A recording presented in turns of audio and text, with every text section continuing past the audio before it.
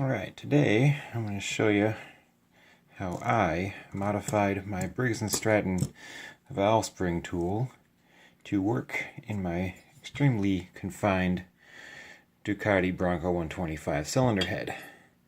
Now these tools are great, they're only about 20 bucks. I got this one for exactly 20 bucks at R&B Mower. Very nice people over there, they ordered it for me, had it for me in a couple days. And if you're ever in Jagger County, Ohio, and need a lawnmower part or a snowblower or whatever, I'm going to plug them for their kind assistance. So anyway, this tool comes fitted with this as opposed to what I have in there now.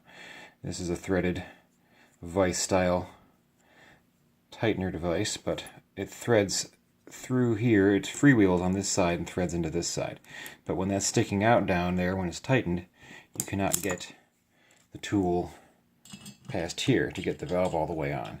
So to nix that, what I did was got a 1/4 bolt, about 2.5 inches long, threaded it through the other end, and it freewheels through here.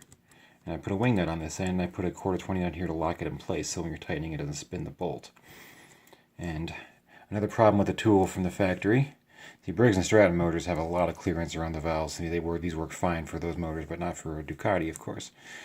Now, it also has these little thumb screws, as you can see, in place of these 832s that I have ran through the side-to-side tensioners. So what I did was got a couple of 832 machine screws, and it threads into this side and goes free through this side. So I threaded them nice and tightened there, and I put a single nut on the outside, and pretty much just bottomed out all the way at the end. They're perfect, and you don't need to adjust them during the valve insertion and removal process.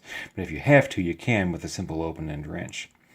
And that allows it the side-to-side clearance to squeeze into here, which, as you can see with those thumb screws, it would just not get in all the way. And then the one final modification you have to do is, see where I've ground down the sides of the forks there.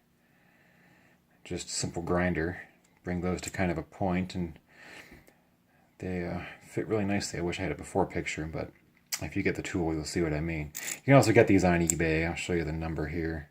It's a number 19063. It's a basic valve compression tool.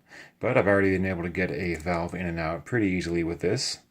I use a magnet to catch the keepers when I'm taking it out. I use one of these kind of magnets. They're really powerful, and they keep them from getting flung across the garage or workshop or whatever. Boy, wouldn't that be a fun part to have to locate? And you can see I got my old valve, which has 6,000 miles on it, and it's pretty toasty. I don't know that it's bad, but I'm going to replace it anyway because I found some brand new NOS valves for a pretty decent price on eBay, and this is a brand new one, unseated. So in order to lap it, I have to put them in, take them out several times. You'll have to roll punch this to get it out. It's got to roll punch through that hole, but simple 1/8 inch roll punch tool pops that right out. And again, 1/4 832, and number 19063 Briggs & Stratton valve spring tool, and gets them both in and out pretty nicely.